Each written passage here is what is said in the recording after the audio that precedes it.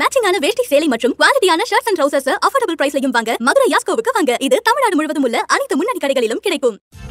Welcome to imperfect show finance. பங்குச்சந்தையில நிப்டியை பொறுத்த வரைக்கும் 38 பாயிண்ட் அதிகரிச்சு 25,415 முடிஞ்சிருக்கு. சென்செக்ஸ் 236 பாயிண்ட் அதிகரிச்சு 83,184 நிறைவடைஞ்சிருக்கு. இதெல்லாம் தாண்டி பங்குச்சந்தையில ஏகப்பட்ட செய்திகளும் இருக்கு. டீட்டெயிலா சார்கிட்ட வந்து பேசிடலாம் வாங்க. சார் வணக்கம் சார். வணக்கம் சிபி. ஃபெட் ரேட் வரப்போகுது, அதனால பல மாற்றங்கள்லாம் ஏற்படும் சொன்னீங்க. ஃபெட் ரேட் எப்படி சார் வந்திருக்கு? ஓரளவுக்கு சந்தை எதிர்பார்த்த ஒரு அளவு தான் வந்திருக்கு.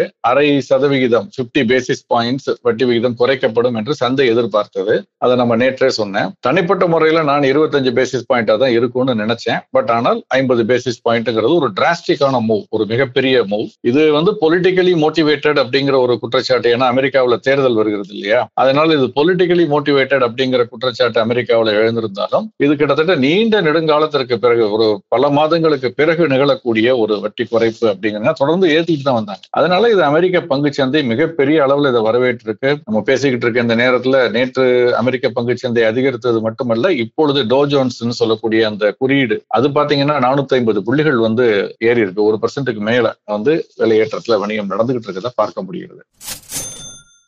இப்ப ஃபெட் ரேட் குறைஞ்சதுனால 0.5% குறைஞ்சதுனால இந்தியாவில் நம்ம பங்குச்சந்தையில எந்த மாதிரி சார் மாற்றங்கள்லாம் ஏற்படும்? நம்முடைய பங்குச்சந்தையை பொறுத்த வரைக்கும் என்னன்னா, நம்முடைய பங்குச்சந்தை மட்டுமல்ல, கடன் பத்திரங்களுக்கான சந்தைக்குமே இது ஒரு நல்ல விஷயம். என்னன்னா, பொதுவாக உலகத்தால் ஒரு ஸ்திரமான நாடாக கருதப்பட்டு வரக்கூடிய நாடு அமெரிக்கா. அந்த இமேஜ் இப்ப மாறிட்டு இருக்கு, அது உடஞ்சிட்டு இருக்குன்னு வச்சுக்கோங்க. பட் ஆனால் இன்னைக்கு கூட அது ஒரு அமெரிக்க டாலர், அந்த கரன்சி ஒரு வலுவான ஒரு ஸ்திரமான ஒரு நாடு, அந்த கரன்சி அப்படின்னு நம்பக்கூடிய ஒரு இடத்துல வட்டி அதிகமா கிடைக்குதுன்னா அங்கதான் எல்லாரும் முதலீடு செய்ய போவார்கள். இப்ப அங்கே வட்டி குறைய ஆரம்பிச்சிருச்சு அப்படின்னா அப்ப அங்கிருந்து பணம் மெல்ல மெல்ல வெளியேற ஆரம்பிக்கும். அந்த பணம் வரும்பொழுது 2 விதமான நிகழ்வுகள் நிகழும். நேற்று நம்ம விவாதித்தோம். ஒன்று, வேறு நாடுகளுக்கு செல்லும். அதிக வளர்ச்சி உள்ள நாடுகள் அப்படின்னு பார்த்தா இந்தியா போன்ற நாடுகளுக்கு அந்த பணம் வரும். இந்தியாவில் உள்ள கடன் பத்திரங்களையும் முதலீடு செய்யலாம், பங்குச்சந்தையிலும் முதலீடு செய்யலாம். இது ஒன்று. கடன் பத்திரங்களை முதலீடு செய்தால் கூட அது நிறுவனங்களுக்கு உதவியாகத்தான் இருக்கும், தொழில்துறைக்கு உதவியாகத்தான் இருக்கும். இரண்டாவது, அப்படி வெளியேறக்கூடிய பணம் பங்குச்சந்தை மற்ற இதுலயும் முதலீடு, தங்கம் அல்லது கரன்சி இதுலயும் முதலீடு செய்ய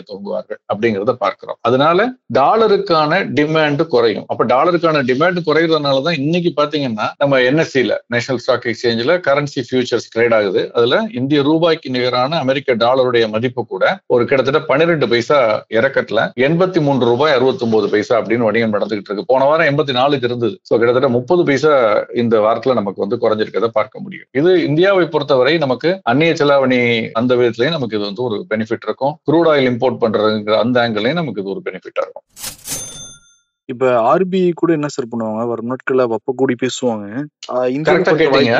ரொம்ப கரெக்டா கேக்குறீங்க. இப்போ ரிசர்வ் வங்கி அவங்க மட்டும் வட்டி இதை குறைச்சிட்டா மத்த வங்கிகள் எல்லாம் பாத்துக்கிட்டு இருப்பாங்களான்னா இல்ல. போன வாரம் பாத்தீங்கன்னா யூரோப்பியன் சென்ட்ரல் பேங்க் வட்டி விகிதத்தை 2வது முறையாக இந்த ஆண்டுக்குள்ள குறைச்சிருக்காங்கன்னு பார்த்தோம், 25 பேசிஸ் பாயிண்ட். அதே மாதிரி நேத்து பெடரல் ரேட்டுக்கு முன்னால பிரியம் பண்ற மாதிரி இந்தோனேஷியால வட்டி விகிதத்தை குறைச்சாங்க. இன்னைக்கு பாத்தீங்கன்னா லண்டன்ல அவங்களுடைய பேங்க் பேங்க் ஆஃப் இங்கிலாந்து அவங்க வட்டி விகிதத்தை 0.25% குறைச்சிருக்காங்க. இதே மாதிரி நம்முடைய ரிசர்வ் வங்கியும் அக்டோபர் மாதம், சென்ற மாதம் சந்திச்சாங்க ஆகஸ்ட்ல, இப்ப அடுத்த 2 மாதத்திற்கு ஒரு முறை சந்திக்கிறதுனால அக்டோபர் மாதம் முதல் வாரத்துல அவங்க சந்திக்கிறதுக்கான வாய்ப்புகள் இருக்கு. அது சந்திக்கும் பொழுது வட்டி விகிதத்தை குறைப்பதற்காக ஒரு அறிவிப்பு வெளிவரலாம், அல்லது அதற்கான ஒரு முன்னோட்டமான ஒரு கருத்துக்கள் வெளிவரதான் சந்தை எதிர்பார்க்கிறது. அப்படி நடந்ததுன்னா இந்த அமெரிக்காவுடைய அந்த வட்டி குறைப்பும் நம்மளுடைய வட்டி குறைப்பு எப்படி வித்தியாசம் இருக்குங்கிறத பொறுத்து ஃபண்ட் ஃப்ளோ இருக்கும். அது மட்டுமல்ல, நம்முடைய வட்டி குறையும் பொழுது அது தொழில்துறையினருக்கும் கடன் வாங்கியவர்கள், வீட்டு கடன் வாங்கியவர்கள், வாகன கடன் வாங்கினவங்களுக்கு சாதகமா இருக்கும். ஆனால் பிக்சட் டெபாசிட்னு போட்டு அதை மட்டும் நம்பி இருக்கவங்களுக்கு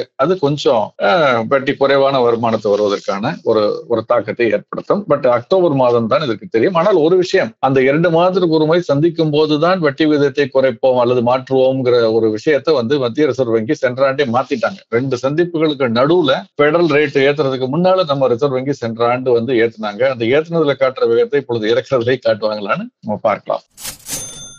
இன்னைக்கு வந்து மார்க்கெட் பத்தி வருவோம் சார். இன்னைக்கு வந்து ஸ்மால் கேப், மிட் கேப் எல்லாமே இறங்கி இருக்கு. ஆமா, எப்படி சார் பாக்குறீங்க?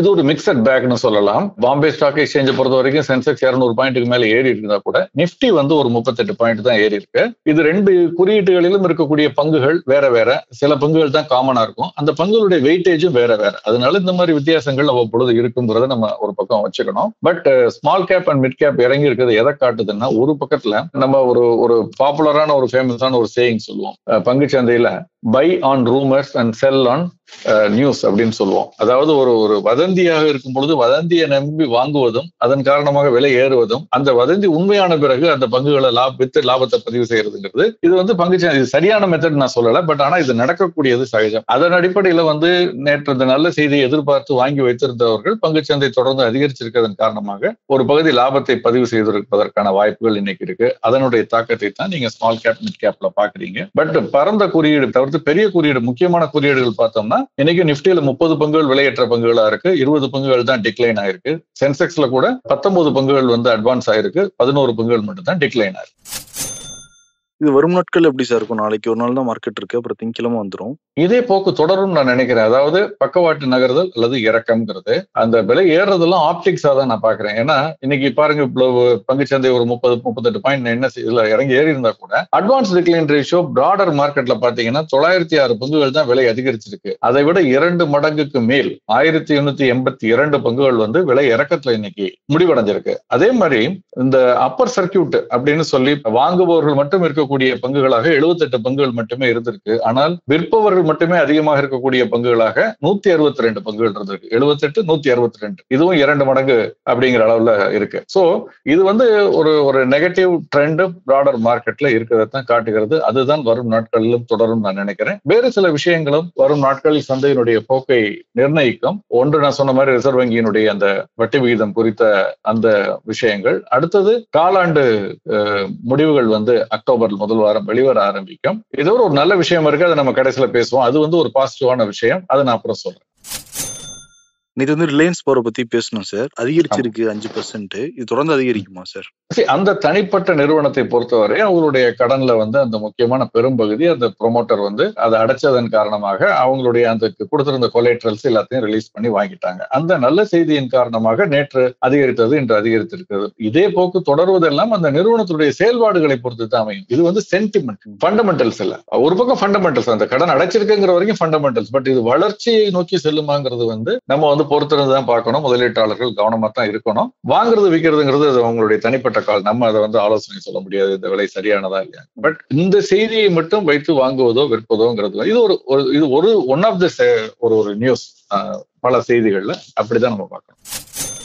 இந்த வோடஃபோன் ஐடியா வந்து 20% அவங்களோட பங்குகள் விலை இறங்கியிருக்குன்னு நான் படிச்சேன். திடீர்னு இறங்கிறதுக்கான காரணம் என்ன சார்? இல்ல, இது வந்து தொடர்ந்து பிரச்சனையில உள்ள ஒரு நிறுவனம் தான் இது. பல ஆண்டுகளாக, ஒரு சில ஆண்டுகள்னு சொல்ல முடியாது, பல ஆண்டுகளாக தொடர்ந்து பிரச்சனை இருந்துட்டு வருது. அவங்க வந்து அரசுக்கு கட்ட வேண்டிய தொகையில வந்து வித்தியாசங்கள் இருக்கு. அரசு ஒரு தொகையை சொல்றாங்க, இவங்க ஒரு தொகையை சொல்றாங்க. அதுல 2 பேருக்கு நடுவில் ஒரு common point, meeting point arrive பண்ண முடியல. சோ அந்த அட்ஜஸ்டட் கிராஸ் ரெவென்யூன்னு சொல்லுவாங்க. மொத்தமாக ஒரு தொகை 92,000 ரூபாயை வந்து டிபார்ட்மெண்ட் ஆஃப் டெலிகாம்ஸ்க்கு கட்டணும்னு ஒரு நோட்டீஸ் வந்திருக்கு அவங்களுக்கு. அதுக்கு எகென்ஸ்டா அதுக்கு ஸ்டே கேட்டு அவங்க வந்து ஒரு பெட்டிஷன் அவங்க சுப்ரீம் கோர்ட்ல போட்டிருக்காங்க. அதை வந்து இன்னைக்கு வந்து டிஸ்மிஸ் பண்ணிருக்காங்க. அப்படின்னா அவங்க கட்ட வேண்டிய சூழல் திரும்ப அப்படிங்கறத அதை நம்ம எடுத்துக்கணும். அதுக்கு திரும்ப அவங்க ஏதோ நடவடிக்கை எடுக்க போறதாகவும் சொல்லியிருக்காங்க அந்த நிறுவனம். பட் அதெல்லாம் பொறுத்திருந்து பார்க்கணும். பட் இதுல என்ன பிரச்சனைனா, இந்த நிறுவனம் இந்த 92,000 கோடி கொடுத்துதான் கடனுக்குள்ள தள்ளப்படும்னோ அல்லது பிரச்சனையில இருக்கணும் இல்ல. இது கொடுக்காமலேயே இதற்கு முன்னாலேயே இதை ரிமூவ் பண்ணிட்டா கூட அந்த நிறுவனம் தொடர்ந்து நஷ்டத்தில் இயங்கி வரக்கூடிய ஒரு நிறுவனமாக, எக்கச்சக்கமாக கடன் உள்ள நிறுவனமாக இருந்து வருகிறது.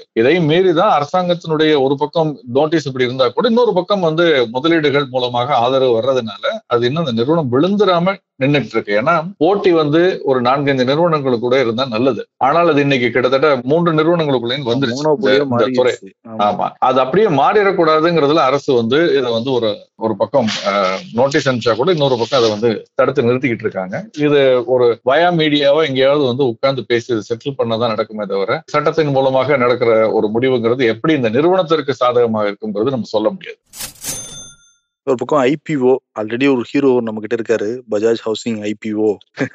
இப்ப வந்து என்டிபிசி கிரீன் எனர்ஜி ஃபைல்ஸ் அவங்க வந்து ஐபிஓ 10,000 கோடிக்கு திரட்ட போறதா சொல்லிருக்காங்க சார். இது கம்பெனி என்ன கம்பெனி சார்? இல்ல இது வந்து கிரீன் எனர்ஜிங்கிற அந்த செக்டார்ல வந்து ஸ்பெஷலைஸ் பண்றவங்க. இப்போ ஈகாலஜியை வந்து பாதிக்கக்கூடிய ஹைட்ரோ அதெல்லாம் வந்து பாதிக்க கூடாது அவங்க சொல்றாங்க. அந்த மாதிரி இருக்கிறதுல இருந்து விலகி அதுல இருந்து தள்ளி இன்னைக்கு இருக்கக்கூடிய அந்த சூழல் மாசுபடாமல் அது தயாரிக்கக்கூடிய அந்த இதுல துறையில அவங்க இருக்காங்க. அதுக்கான இந்த நிறுவனம் வந்து அவங்களுடைய முழுவதும் NTPC பங்குச்சந்தையில பட்டியலிடப்பட்டு வணிகமாகக்கூடிய நிறுவனம். அதனுடைய துணை நிறுவனம் இது 100% அவங்களுடைய சொந்தத்துல அரசாங்கத்துக்கு சொந்தமான அந்த நிறுவனம் இது. அவங்க இப்ப 10,000 கோடி வரைக்கும் பங்குகள் வெளியிட இருக்காங்க. பல ஆண்டுகளாக விலை அதிகரிக்காமல் இருந்த இந்த பங்கு வந்து சமீப காலமாக 2 ஆண்டுகளாக தான் பொதுத்துறை பங்குகள் விலை அதிகரித்த பிறகு அதிகரித்தது. அதுக்குள்ள இருக்கக்கூடிய ஒரு நிறுவனம் இது. இப்ப இந்த எதிர்காலம்னு நம்ம சொல்லக்கூடிய hydrogen, green methanol, solar energy, இந்த மாதிரி wind power, solar energy, wind பவர்ங்கிறது எல்லாருக்கும் தெரிஞ்ச ஒரு விஷயம். பட் அதை தாண்டி ஹைட்ரஜன் எனர்ஜி, கிரீன் மெத்தனால் இதையெல்லாம் வச்சு இப்போ வந்து அவங்க வந்து பண்ண போறதா சொல்லியிருக்காங்க, பண்ணிட்டு இருக்காங்க. சோ இது நிச்சயமா நல்ல ஒரு எதிர்காலம் உள்ள ஒரு தொழில், நல்ல வாய்ப்புள்ள ஒரு தொழில். பட் இந்த நிறுவனத்துடைய செயல்பாடுகள் எப்படி இருக்கு, இந்த பங்குக்கு என்ன விலை அவங்க நிர்ணயம் பண்ண போறாங்கிறத பார்த்து முதலீட்டாளர்கள் முடிவெடுக்கலாம். அடுத்து கமாடிட்டி வரும் சார். தங்கம் விலை இன்னைக்கு எப்படி சார் இருக்கு? தங்கத்தினுடைய விலை சர்வதேச சந்தையில பாத்தீங்கன்னா $2,615 அப்படின்னு இருக்கு. இது வந்து வாரம் முழுவதுமே ஒரு 52 வீக் ஹைன்னு சொல்லலாம், அல்லது ஆல் டைம் ஹைன்னு சொல்லலாம். அந்த ஒரு அளவுல தான் வணிகம் நடந்தது. அதே மாதிரி வெள்ளியினுடைய விலையும் $31.50 வணிகம் நடந்துகிட்டு இருக்கு. கச்சா எண்ணெயுடைய விலை மீண்டும் $70 தாண்டிடுச்சு சந்தையில. பட் உள்ளூர் சந்தையில MCX பாத்தீங்கன்னா அக்டோபர் மாத ஒப்பந்தம் பாத்தீங்கன்னா கோல்டு வந்து 0.5% ஏற்றத்துல இருக்கு. 73,500 கிட்ட இருக்குது பியூர் கோல்டு அப்படின்னு சொல்லக்கூடியது. அதே மாதிரி வெள்ளியினுடைய விலை ஒரு கிலோ அது வந்து 90,000 தாண்டி இன்னைக்கு 2% மேல ஏறி இருக்கு. இத்தனைக்கும் டாலருடைய மதிப்பு குறைந்து இருக்கிறது. டாலருடைய மதிப்பு குறைந்து தங்கம் வெள்ளியினுடைய விலை அதிகரித்திருக்கிறது என்றால் இது நிஜமான விலை ஏற்றம். அதாவது தங்கம் வெள்ளியினுடைய டிமாண்ட் அதிகரித்து சர்வதேச சந்தையிலுடைய அதனுடைய விலை அதிகரித்து அதனுடைய தாக்கம் இங்கு முழுவதுமாக தெரிஞ்சிருக்குதுன்னு தான் நம்ம எடுத்துக்கணும். தொடர்ந்து அதிகரிக்குமா சார் தங்கம் விலை இனிமேல்? வரக்கூடிய நாட்கள்ல நம்ம சென்ற வாரமே சொன்னேன், தங்கம் மற்றும் வெள்ளியினுடைய விலையில் கணிசமான ஏற்றத்தை அடுத்த ஓரிரு ஆண்டுகளில் பார்ப்பதற்கு வாய்ப்பு இருக்கு. நிறைய அனலிஸ்ட் ப்ரெடிக்ட் பண்ணக்கூடியது என்னன்னா தங்கம் இந்த $2,500 இருந்து கிட்டத்தட்ட 25% அடுத்த 1.5 ஆண்டுகளில், அதாவது $3,000 வரைக்கும் செல்வதற்கான வாய்ப்புகள் இருக்குன்னு சொல்லியிருக்காங்க. 20-25% அதிகரிப்பதற்கான வாய்ப்பு இருக்கு. ஸ்பெஷல் காரணம் இருக்கா சார்? இவ்வளவு தூரம் 25% ரொம்ப அதிகமா இருக்கே சார். அது 1.5 வருஷத்துல ரொம்ப குறுகிய காலகட்டத்துல. ஆமா, அதோட இல்ல, இந்த ஆண்டே அது வந்து 20% அதிகரிச்சிருக்கு. 20%க்கு மேல அதிகரிச்சிருக்கு. அதையும் நம்ம கணக்குல எடுத்துக்கணும். காரணம் என்ன அப்படின்னு பார்த்தீங்கன்னா கிட்டத்தட்ட 2016 தொடங்கி ஒரு 2020 வரைக்கும் ஒரு ரேலி இருந்தாலும், ஆனால் நடுவுல வந்து ஒரு 3 வருஷம் 2 வருஷம் வந்து பக்கவாட்டு நகரத்துல இருந்தது. இது ஒரு காரணம். ரெண்டாவது, இப்ப பெடரல் ரேட் கட் பண்றாங்க. அந்த வட்டி விகிதத்தை கட் பண்ணும் பொழுது இப்ப bank of European central bank cut பண்றாங்க, இந்தோனேஷியன் பேங்க் கட் பண்றாங்க. இந்த மாதிரி ஒவ்வொருத்தரும் கட் பண்ணும் பொழுது அப்ப அந்த பணத்தை வந்து அவங்க வட்டி விகிதம் குறைவா இருக்கிறதுனால, வருமானம் குறைவா இருக்கிறதுனால அந்த பணத்தை எங்க முதலீடு செய்யறதுன்னு பார்க்கும் பொழுது தங்கம் மற்றும் வெள்ளி அதற்குடைய இடத்தை பிடித்துக் கொள்கிறது, கச்சா எண்ணெய் கூட. ஓகே, அதனால அது ஒரு காரணம்.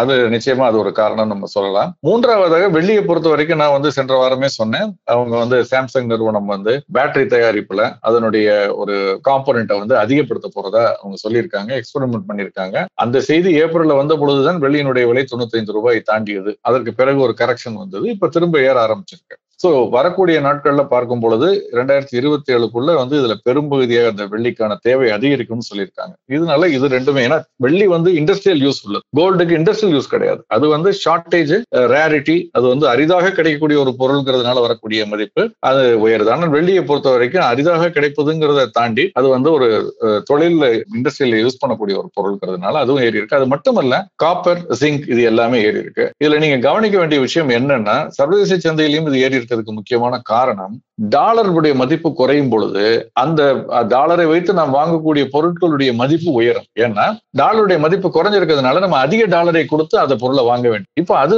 சர்வதேச நிகழ்வுகளை நிகழ்ந்துகிட்டு இருக்கிறது நம்ம பார்க்க முடிகிறது. சீக்கிரம் தங்கம் வாங்கிக்கணும் அப்படி நான் சொல்ல மாட்டேன். தங்கத்தினால இருக்கக்கூடிய பல நெகட்டிவ்ஸும் இருக்கு, அதை நம்ம இன்னொரு நாள் விவாதிப்போம். சரிங்க சார். இப்போ வந்து சென்ட்ரல் கவர்மெண்ட் வந்து வாத்சல்யா திட்டத்தை வந்து தொடங்கியிருக்காங்க. இது வந்து குழந்தைகளுக்கே வந்து நம்ம வந்து ஓய்வூதியத்துக்காக சேமிப்பா இருக்கும்லாம் சொல்றாங்க. அப்புறம் குழந்தைகளுக்கு ஓய்வூதியம் அதுவே மலைக்கு மடுவுக்கான வித்தியாசமா இருக்கு சார். இந்த திட்டத்தை பத்தி கொஞ்சம் சொல்லுங்க சார். முதல்ல நமக்கான ஓய்வூதியத்தை நம்ம இன்னும் திட்டமிட முடியல அப்படின்னு நீங்க நினைக்கலாம். ஒரு வேலை அப்படி இல்ல, இது ஒரு தொலைநோக்கு சிந்தனையோடு நம்ம செயல்பட வேண்டிய ஒரு இது இருக்கு. அரசாங்கம் ஒரு பக்கம் இருக்கட்டும், நம்ம செயல்பட வேண்டியது இருக்கு. கடந்த காலங்களை பார்த்தீங்கன்னா பெரிய அளவுல வந்து அரசு பல பொறுப்புகளை எடுத்துக்கிட்டு நடந்துட்டு இருந்தது. ஓய்வூதிய திட்டமா இருக்கட்டும், அதெல்லாம் ஒரு நல்ல இன்னைக்கு ரிட்டையர் ஆன ஒரு 10 வருஷம் முன்னால ரிட்டையர் ஆன ஒரு காலேஜ் ப்ரொஃபஸரையோ இல்ல யாரையாவது கேளுங்க நீங்க, அவங்க வாங்கக்கூடிய உயரதிகாரிகள் அவங்க வாங்கக்கூடிய பென்ஷன் வந்து அவங்க வாங்கின சம்பளத்தோட அதிகமா இருக்குன்னு சொல்றவங்க எல்லாம் இருந்திருக்காங்க. அவங்களுடைய ஹெல்த் கேர் எல்லாம் டேக்கன் கேர் கம்ப்ளீட்லி. அதெல்லாம் இப்போ வந்து மெல்ல மெல்ல சிச்சுவேஷன் மாறிட்டு வருது. இந்த காலகட்டத்துல எதிர்காலத்துல நம்முடைய குழந்தைகளுக்கு நமக்கு மட்டும் திட்டமிடாமல் நம்ம குழந்தைகளுக்கும் அவங்களுடைய ஓய்வூதியத்துக்கும் திட்டமிட வேண்டிய ஒரு சூழ்நிலை இருக்குது. ஓகே, அதை கருத்துல வச்சுக்கிட்டு தான் இதை பண்ணிருக்காங்க நான் நினைக்கிறேன். இது ஒரு ஆப்ஷனா கொடுத்திருக்காங்க. இதுல உள்ள டாக்ஸ் பெனிஃபிட்ஸ் குறித்து தெளிவான அறிவிப்பு வந்ததா எனக்கு தெரியல. நம்ம போக போக அதை பத்தி விவாதிப்போம். பட் இது வந்து என்பிஎஸ்னு ஒண்ணு இருக்கு. நம்மள மாதிரி முதலீட்டாளர்களுக்கு அடல்ட்ஸுக்கு அந்த நேஷனல் பென்ஷன் சிஸ்டம்னு சொல்றாங்க. அந்த ஸ்கீம், அது ஒரு நியூ பென்ஷன் ஸ்கீம், அது இருக்குது. அதுல வருஷத்துக்கு 50,000 ரூபாய் வரைக்கும் நீங்க டெபாசிட் பண்ணா அதுக்கு வந்து உங்களுக்கு செக்ஷன் 80C கிடைக்கிற இன்கம் டாக்ஸ் பெனிஃபிட் போக உபரியாக கூடுதலாக இன்னொரு 50,000 ரூபாய்க்கும் டாக்ஸ் பெனிஃபிட் கிடைக்கும். அதன் மூலமாக நீங்க கூடுதலாக ஒரு 16,000 ரூபாய் 17,000 ரூபாய் வருமான வரி சேமிப்பு பண்ண முடியும்னு இருக்கு. இப்ப அது அதுக்குள்ளே வருமா இல்ல அதுக்கு வெளியேன்னு எனக்கு தெரியல. பட் இது வந்து குழந்தைகளுக்கானது. பங்கு சந்தையில் ஒரு பகுதியை முதலீடு செய்யும் 50-50 டிஃபால்ட் சாய்ஸ்ன்னு சொல்றாங்க 50%. இல்ல நீங்க ஆட்டோமேட்டட் மோட்னு ஒண்ணு இருக்கு, அதுல வந்து ரேஷியோவை மாத்திக்கும். அந்த மாதிரி பண்றது இருக்கு. முதலீடு செய்யும். குழந்தைக்கு 18 வயதான உடனே அந்த குழந்தை அந்த அடல்ட் வந்து டிசைட் பண்ணலாம், நான் இந்த என்பிஎஸ் கண்டினியூ பண்றேன் தொடர்ந்து அப்படின்னு. இல்ல எனக்கு இப்ப இருக்க வரைக்கும் எனக்கு பணம் போதுன்னு எடுத்துக்கலாம். தொடர்ந்து கண்டினியூ பண்ணா அவங்க அவருடைய ஓய்வு பெறக்கூடிய காலகட்டமா அந்த கட்டத்துலதான் அவர் அதை எடுக்க முடியும். அதுல 60% பணத்தை அவர் எடுத்துக்கலாம், 40% ஆன்யூட்டியா கம்யூட் பண்ணி பென்ஷன் கிடைக்கும். இதற்கிடையில பணத்தை எடுக்கணும் அப்படின்னா அந்த 18 வயசுக்குள்ள குழந்தைக்குள்ள எடுக்கணும்னா 2-3 சூழல் சொல்லியிருக்காங்க. அந்த குழந்தைக்கு ஏதாவது எதிர்பாராத உடல் உபாதை, ஒரு இல்னஸ் இருந்ததுன்னா அல்லது டிசபிலிட்டி, உடல் ஊனமாக இருந்து அதற்கு வைத்தியம் பார்க்கணும், படிப்புக்கு, இந்த மாதிரி விஷயங்களுக்கு அந்த பணத்துல ஒரு பகுதி எடுக்கலாம்னு சொல்லியிருக்காங்க. சில ரெஸ்ட்ரிக்ஷன்ஸோட அதை கொண்டு வந்திருக்காங்க. இது இன்னும் ஃபைன் டியூன் பண்ணணும்னு நான் நினைக்கிறேன். நம்ம அதை பத்தி மட்டும் தனியாவே இன்னொரு நாள் நம்ம பேசுவோம். நிச்சயம் சார். சார், ஷோவோட முடிவுல சொல்றேன்னு சொல்லியிருந்தீங்க ஒரு ஸ்பெஷல் நியூஸ். அதாவது பங்குச்சந்தை எப்படி இருக்குன்னு கேட்டீங்க. அது வந்து நம்ம பொருளாதாரத்தை பொறுத்து இருக்கு. நம்முடைய பொருளாதாரம் எப்படி இருக்குன்னு கேட்டீங்கன்னா அதை மெஷர் பண்றதுக்கு பல டூல்ஸ் இருக்கு. அதை நீங்க பார்த்திருப்பீங்க. நம்ம சென்ற வாரம் பேசின index of industrial production, GDP, இந்த மாதிரி தொழில் உற்பத்தி குறியீடு, நடப்பு கணக்கு பற்றாக்குறை, WPI, CPI இப்படி இருக்கு. அதுல வராத ஆனால் நமக்கு இன்டைரக்டா ஒரு செய்தியை சொல்லக்கூடிய ஒரு தகவல் வந்து வந்திருக்கு. அந்த தகவல் நார்மலா 16-17 தேதியே வந்துடும். செப்டம்பர் மாதம் வந்து 17-18 தேதி வரும். அது இப்ப வந்திருக்கு. அதுல வந்து என்ன சொல்லியிருக்காங்கன்னா, நம்ம ஒவ்வொரு நிறுவனமும் தனிநபரும் செப்டம்பர் மாதம் 15ஆம் தேதிக்குள் அந்த ஆண்டு செலுத்த வேண்டிய அதாவது நடப்பாண்டில் வரக்கூடிய வருமானத்திற்கான வருமான வரி எவ்வளவுன்னு கணக்கிட்டு, மீதம் இருக்க போர்ஷன் மார்ச் வரைக்கும் உள்ளதுக்கும் உத்தேசமா கணக்கிட்டு அதுக்கு என்ன வருமான வரி வருதோ அதுல 45% செப்டம்பர் 15க்குள்ள கட்டிடணும். அப்புறம் டிசம்பர் 15ல வந்து கட்டணும். மார்ச் 15க்குள்ள 100% கட்டி முடிச்சிடணும்னு ஒரு ரூல். அதன்படி இப்ப செப்டம்பர் 15 வரைக்கும் கட்டின நேரடி வரி விதிப்பு, வருமான வரி, அதனுடைய ஃபுல் டேட்டா வெளியாயிருக்கு. அதை பாத்தீங்கன்னா அதுல இருக்கக்கூடிய அதுதான் நான் பாசிட்டிவான ஒரு விஷயமா பாக்குறேன். என்னன்னா கிட்டத்தட்ட 10 லட்சம் கோடி நெட்டா வந்து டாக்ஸ் கலெக்ஷன் ஆயிருக்கு. இதற்கு முந்தைய ஆண்டு இந்த காலகட்டத்தில் இருந்ததை விட 16%க்கு மேல இது வந்து ஹை இன்க்ரீஸ் ஆயிருக்குன்னு சொல்லலாம். இதுல ஒரு பிரேக்கப்பும் கொடுக்குறேன். இதுல வந்து தனிநபர் அவங்களுடைய வருமான வரி 19% வந்து அதிகமா கட்டியிருக்காங்க சென்ற ஆண்டு கட்டியதை விட. அதே மாதிரி கார்பரேட்ஸ் பாத்தீங்கன்னா அவங்க கட்டினதும் வந்து 10.5% 10.55% அதிகரிச்சிருக்கு. அது 4.5 லட்சம் கோடி. தனிநபர் கட்டினது 5.15 லட்சம் கோடி. ரெண்டு சேர்த்துதான் அந்த 9.95 லட்சம் கோடி நம்ம பார்த்தோம். இது போக பங்கு பரிவர்த்தனை வரின்னு ஒண்ணு இருக்கு. அதாவது செக்யூரிட்டிஸ் டிரான்சாக்ஷன் டாக்ஸ்ன்னு அதுல ஒரு 26,000 கோடி வந்திருக்கு. அது ரோபஸ்டா இருக்கு. ஏன்னா நிறைய ஸ்டாக் ட்ரேடிங் நடக்கிறதுனால அது இருக்குது. ஆக மொத்தமா பார்த்தோம்னா கிராஸா இது நெட்ல நான் சொல்றேன் 16%. இதுல வந்து ரீஃபண்ட் எல்லாம் போக கழிச்சு போன வருஷம் கட்டினதுக்குள்ள ரீஃபண்ட் இந்த வருஷம் திருப்பி கொடுப்பாங்க. அந்த ரீஃபண்ட் எடுக்காம நீங்க மொத்தமா வரி வசூல் அப்படின்னு பாத்தீங்கன்னா 21% வந்து அதிகரிச்சு 12 லட்சம் கோடியாக இருக்கு. இப்படி இவ்வளவு வரி வந்திருக்குன்னா இது எல்லாமே வந்து நிறுவனங்கள், தனிநபர்கள் லாபம் ஈட்டி வருமானம் இருந்து அந்த வருமானத்தின் மீது கட்டக்கூடிய வரி. அதனால இது வந்து ஒரு பொருளாதாரம் வந்து நம்ம ஓரளவுக்கு வலுவான நிலையை நோக்கித்தான் போய்கிட்டு இருக்குன்னு நம்ம ஒரு இன்டைரக்டா இது ஒரு பேராமீட்டர் மட்டும் வச்சு எடுத்துக்க முடியாது. ஆனால் நம்ம எடுத்துக்கொள்ளக்கூடிய பல பேராமீட்டர்ஸ்ல இது ஒரு முக்கியமான பேராமீட்டர் நம்ம எடுத்துக்கலாம்னு நான் நினைக்கிறேன். இது வந்து நம்முடைய பங்குச்சந்தை ஒவ்வொரு முறை விழும் பொழுதும் இந்த மாதிரியான டேட்டாஸ் வந்து நமக்கு அது வந்து கொஞ்சம் பாசிட்டிவான ஒரு தன்மை கொடுக்கக்கூடிய விஷயமாக நான் பார்க்கிறேன். ஓகே சார், ஒட்டுமொத்த நாட்டுக்கு சந்தோஷமான விஷயம் தான். ஆனா தனிப்பட்ட முறையில கட்டுறவங்களுக்கு அது சோகமான விஷயம் தான். இவ்வளவு டாக்ஸ் தனிப்பட்ட வகையில கட்டுறவங்களுக்கு வந்து மறைமுக வரி விதிப்பு எது இருக்கோ அந்த மறைமுக வரி விதிப்பை தான் நான் வந்து சோகமான விஷயமா சொல்லுவேன். ஏன்னா வருமானம் இல்லாதவர் கூட கட்டக்கூடிய ஒரு விஷயம் வந்து மறைமுக வரி விதிப்பு. வருமானம் வருபவர்கள் மட்டுமே கட்டக்கூடியது வருமான வரி. மறைமுக வரிங்கிறது வந்து வருமானம் வராதவங்க கட்டுறது. ஆனா நேரடி வரி விதிப்பு வருமான வரிங்கிறது வருமானம் வர்றவங்க மட்டும் தான் கட்டுறது. அதுல வருத்தப்படுறதுக்கு எதுவும் இருக்கதா எனக்கு தெரியல. ஆனால் மறைமுக வரி கட்டுறதுங்கிறது வந்து ஏழைகளையும் பாதிக்கக்கூடிய ஒரு விஷயம். அது குறைவாக இருக்கணும்னு நான் நினைக்கிறேன். அரசு விரைவில் அதற்கு தக்க ஆவணம் செய்யும். நிச்சயம் சார். இந்த வரியை பத்தி நிறைய கேள்விகள்லாம் இருக்கு. வரும் நாட்கள்ல நான் கேட்கறேன் சார் ஒவ்வொன்னா. அதுக்கும் பதில் சொல்லுங்க சார். பேசுவோம். நிச்சயம் சார். ரொம்ப நன்றி sir. Thank you so much sir. நன்றி.